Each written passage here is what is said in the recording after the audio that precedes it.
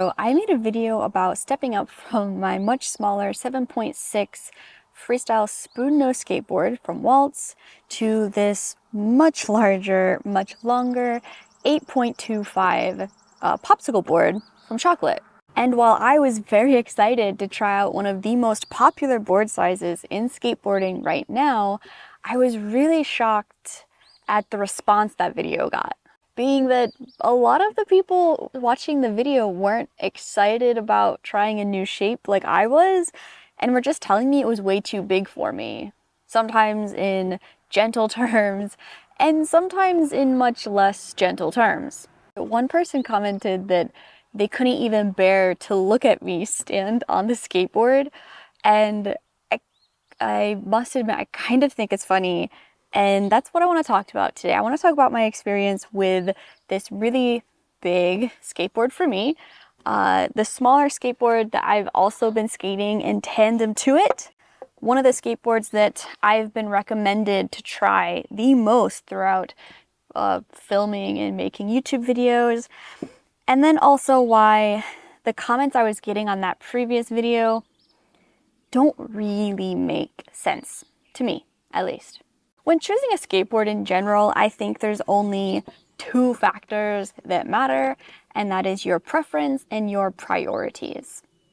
And depending on the day, one is more important than the other. And I don't want to jump way too deep into the weeds here because I want to keep this video kind of short. I really just want to talk about this idea of preference and priority more than anything else. But when you're looking at a longer and wider skateboard, you're typically getting some more stability, you're getting a larger surface to land on, but you're often sacrificing kind of the speed at which your flip tricks flip and rotate. And they're bigger, so they are going to be a little bit heavier, need a little more strength to deal with. When you're dealing with a smaller, thinner skateboard, it typically will flip faster with less effort. It's lighter, it's going to rotate faster, but you do lose some of that stability and you lose some of the surface area to grab, flick, and land on.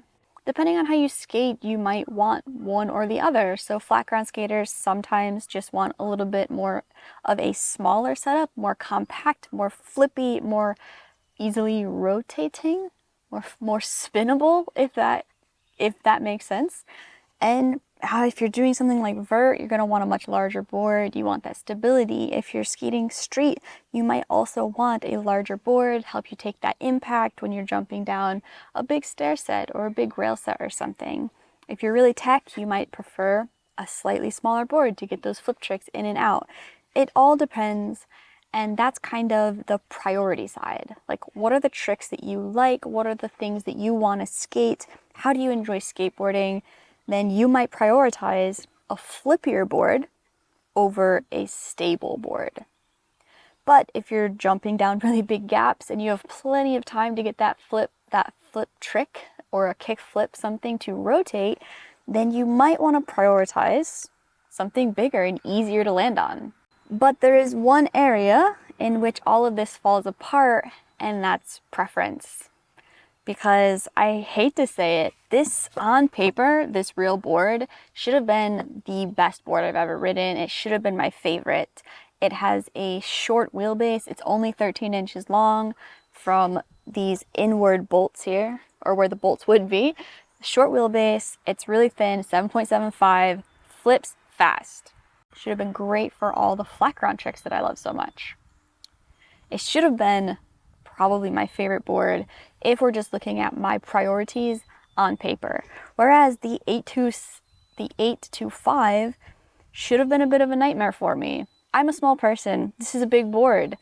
It's a long board. It's heavy. It's harder to flip. It rotates slower. But if I had to choose between the two boards, I could only skate one for the rest of this summer. I think I'd skate the 825. I don't know what it was about this board, but I just had so much fun when I was skating it. There's just something really fun about this board. I really loved the wideness. For the very first time while skateboarding, I understood what skaters meant by it feels cozy. Like, I got that while skating this board for the very first time. I was like, whoa, like that's cozy. Like I get it. I get that word now. I understand why people use it. It's a little bit different than comfortable to me. Like I felt it. Sure, I struggled to get flip tricks on it. But it was okay because I just really had fun. Pop shove-its, no complies, big spins, like, and even kick flips, like they were fun. Park skating on this was fun. I really enjoyed it. And despite it being long, and so many people in that video commented stuff like, good luck learning hard flips on this board. And like, you're right, hard flips will be hard because this board is up to like my waistline, I think, where this board I can't popsicle as easily, or at least I can survive a popsicle. This board would probably hurt a lot when learning how to hard flip, but like, that's okay with me. I obviously knew when I got this board that, you know, some tricks would be more difficult just due to the length. Like, that's the nature of skateboarding. And it really did surprise me. Honestly, I thought I would love this board and that this board would be kind of like okay, but not my preference. But I was pleasantly surprised, and like genuinely surprised, that I ended up loving this big chocolate board. So this video in a way is a response to the other one, just kind of my thoughts on the matter. I'm slowly on my way out of board madness in a really good way. So there's kind of one last thing I want to touch on important wise for this video, and that was those specific comments. It was the comments saying that this board was way too big for me, just so big, you look uncomfortable, it looks like it's hard to skate for you.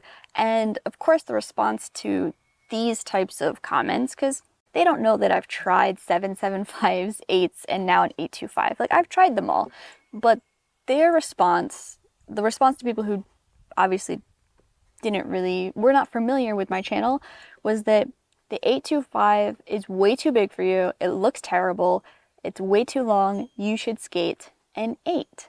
I think what people really had a problem with was not the width, because honestly, this is a 775 too. 775, 825. And yeah, it's bigger, but I wouldn't say it's like grossly bigger. I wouldn't say it's so big that like this would make it look uncomfortable on me. I think what those skaters were talking about was length. The 825 is indeed a little bit longer than a 775. However, the 8 was the one they wanted me to skate. And it's only about a 1/4 inch different. Like, it's almost the exact same size. Very negligible when it comes to the size difference here. Let's put these together.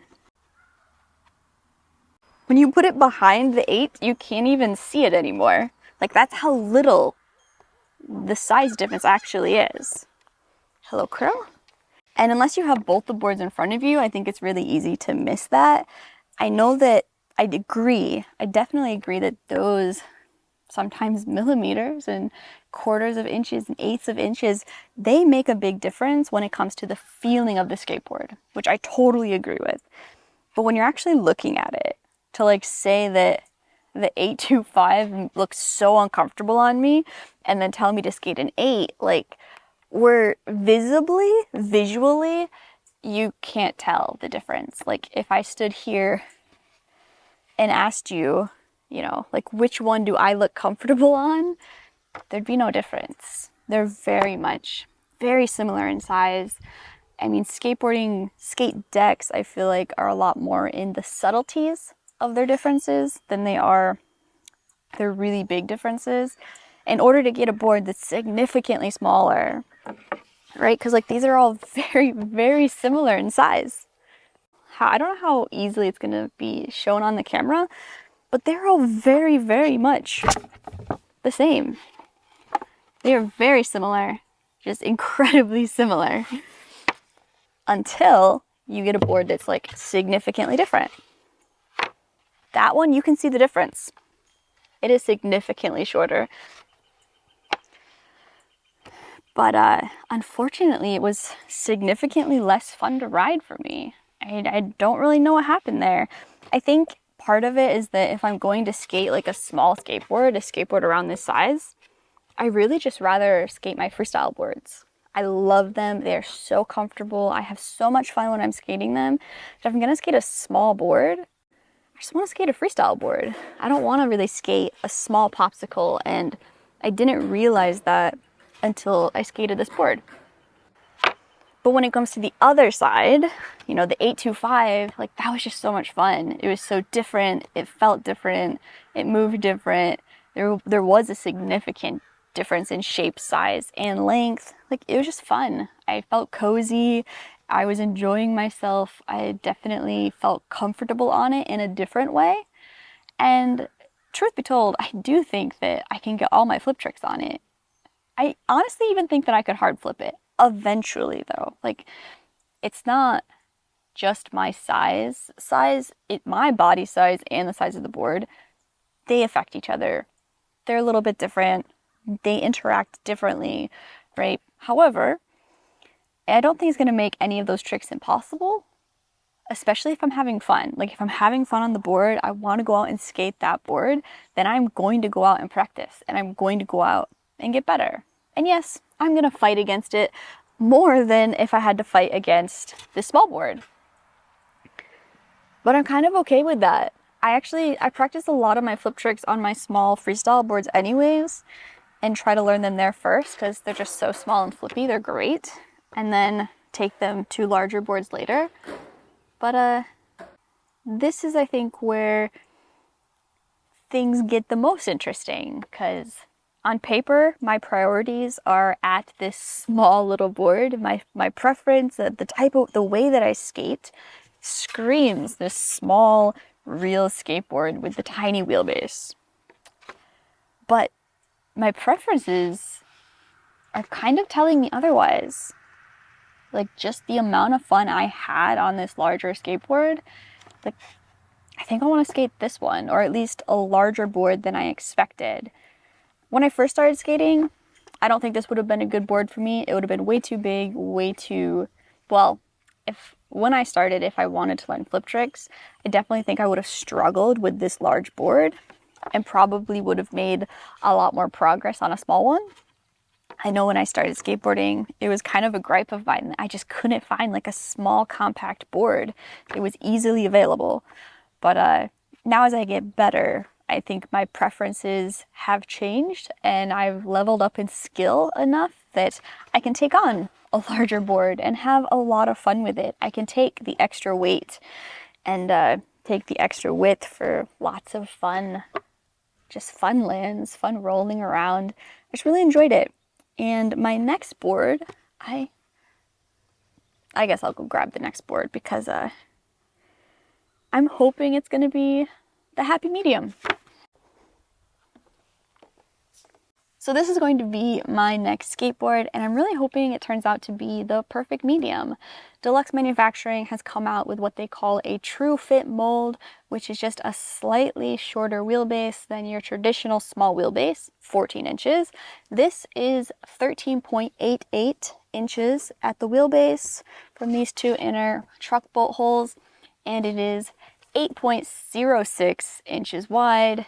It's 31.3 inches long, and it's kind of in between. It's definitely long. I think the 775 real deck was 31 inches, or 30 inches even. It might have been, it's definitely short. Let's see.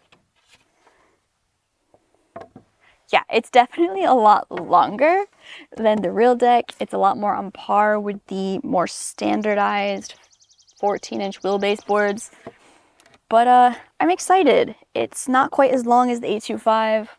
It's not quite as wide, but it's a little bit wider, has a little bit more compact of a wheelbase since I am a small skater, but I think it's going to be fun. That's what I'm excited for. It has a way steeper concave than I think I've skated before. Definitely a very different shape on the nose and tail, which I'm not as used to. But at this point, I think I just want to kind of explore, just have fun. I don't want to worry about my popsicle board shapes anymore. I want to get something and be like, it's about the right size, so let's just get used to it, enjoy. And that's all. I really think that I've started to understand the power of preference when it comes to skateboarding. Recently, some of my preferences have surprised myself, and I'm excited that at this point I'm kind of ready to move forward, worry about my board size a little bit less, and just try to enjoy the board that I have and not really think about, well, what's the next one that I'm going to try? Like what would be a better length? What would be a better wheelbase? I don't really want to think about that anymore.